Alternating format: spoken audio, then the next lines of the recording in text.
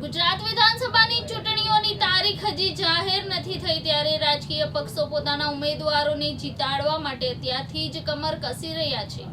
સુરતમાં એઆઈએમઆઈએમ પક્ષના ઉમેદવાર કાર્યાલયના ઉદ્ઘાટનમાં આવેલ રાષ્ટ્રીય પ્રવક્તા અને માજી ધારાસભ્ય વારિસ પઠાણે કહ્યું હતું કે અમે કોઈની બી ટીમ નથી, અમારા પર ખોટા આક્ષેપ થઈ રહ્યા છે જે તદ્દન પાયાવિહોણા છે।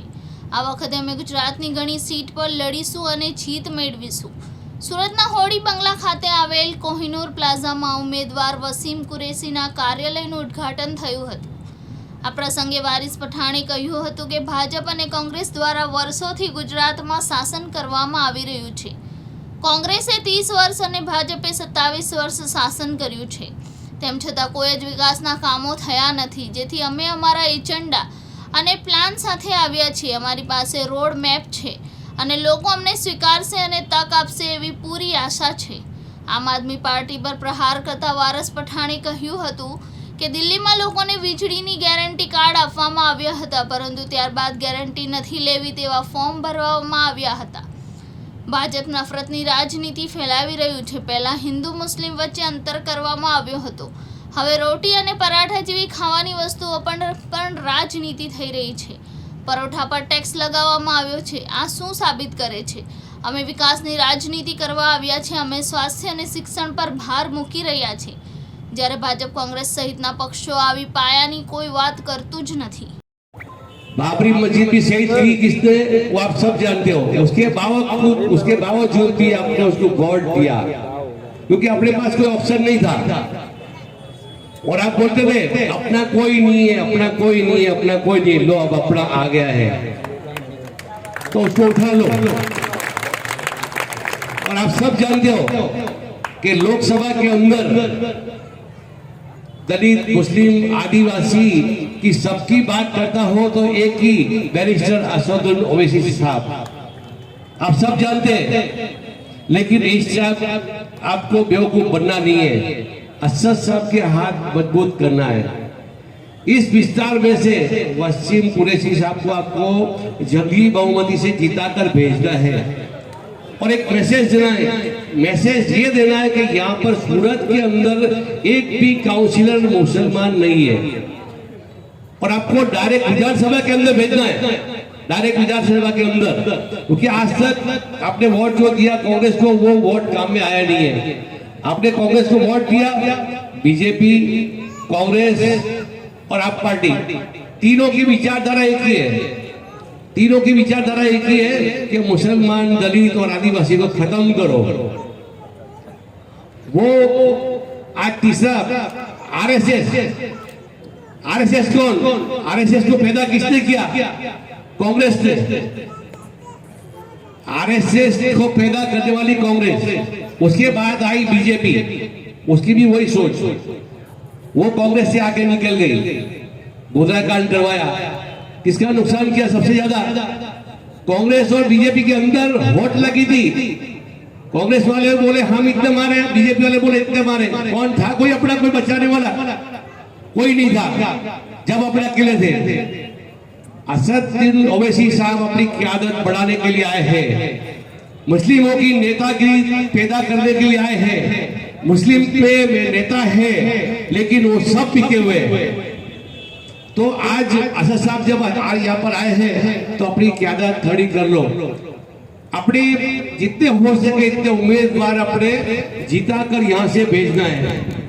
हम लोग आज कांग्रेस के अंदर पहले एक टाइम था 22 सीट विधानसभा के अंदर मुसलमान जीत के आते थे। अब 22 सीट जीत जाओ, कब होती आज 3 सीट हो गई।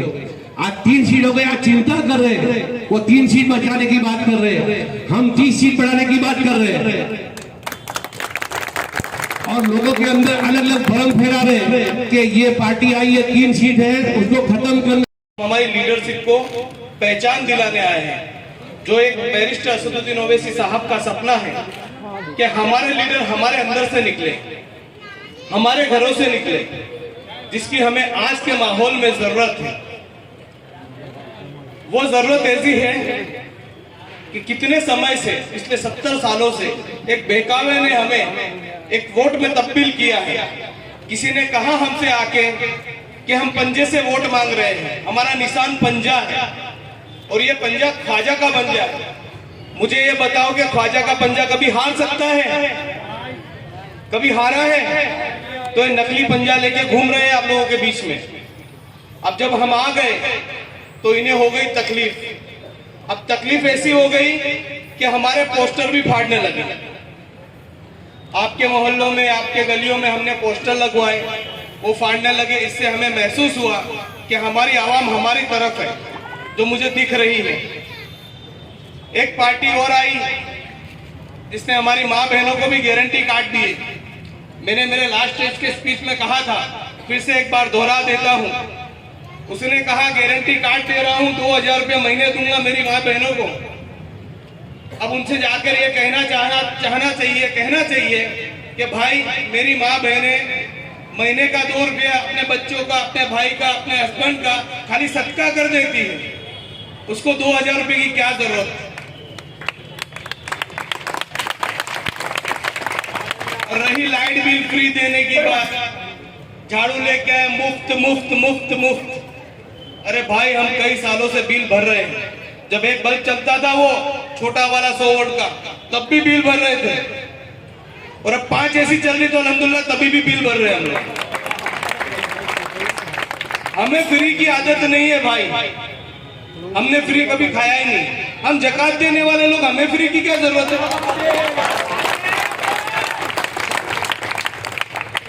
ये फ्री की जो आप ये स्कीमें ला रहे हो ना, ये कहीं और ले जाइए जहां काम आपका बनता हो। दिल्ली वालों ने देख लिया आपको, इस बार वहां भी आप आने वाले नहीं, और यहाँ तो सपने ही ना देखो। रही 70 सालों में जिस पार्टी ने हमें चोट दी, जख्मे दिए, मरहम भी नहीं लगाया और कहने लगे हम आपके साथ हैं। जब हमने कहा भाई बाबरी पे बोल लो थोड़ा सा, तो कहे नहीं, आकाओं ने मना किया, नहीं बोलेंगे। जब हमने कहा चलो ठीक है, अभी वक्त आ गया, बिल्किस बानो हमारी बहन है, चलो ठीक है, मुसलमान मत मानो उसको, एक इंसानियत के नाते बोल लो, तो 3 खड़े हो गए गले में मफलर डाल के। हम सदर जनाब साबिर काबुलीवाला साहब थे, जो जमालपुर खाड़िया से हमारी दलित बहन कौशिका परमार थी, जो दानी लिमड़ा अहमदाबाद से है। उसी दिन असद साहब ने वसीम कुरैशी साहब को डिक्लेयर किया था सूरत ईस्ट से, आपके यहाँ से, जो आपका अपना बच्चा, आपका अपना बेटा, आपका अपना भाई है।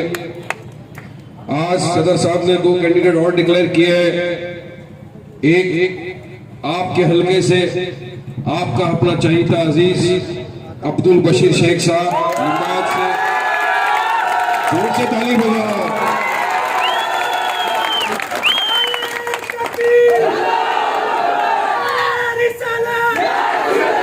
और दूसरे कैंडिडेट जनाब शाहनवाज खान पठान बापू नगर अहमदाबाद से डिक्लेयर किए हैं। अब तक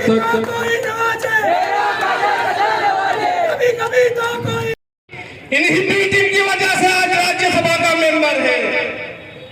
मुसलमानों आंख खोलो, दिल्ली से कुछ लोग आए हैं गारंटी कार्ड बांटने।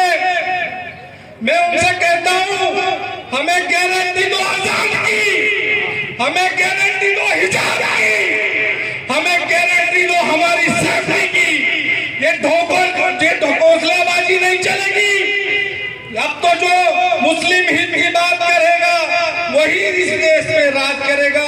हमारे पूर्व विधानसभा के उम्मीदवार वसीम कुरैशी साहब को जंगी बहुमती से जिताइए और विधानसभा में भेजिए, ताकि विधानसभा में पहुंचकर ये सवाल कर सके कि आश्रमों की भी जांच करो, मदरसों की तो जांच कर रहे हो, आश्रमों की भी तो कर लो, पता तो चले आश्रमों में कितने आसरा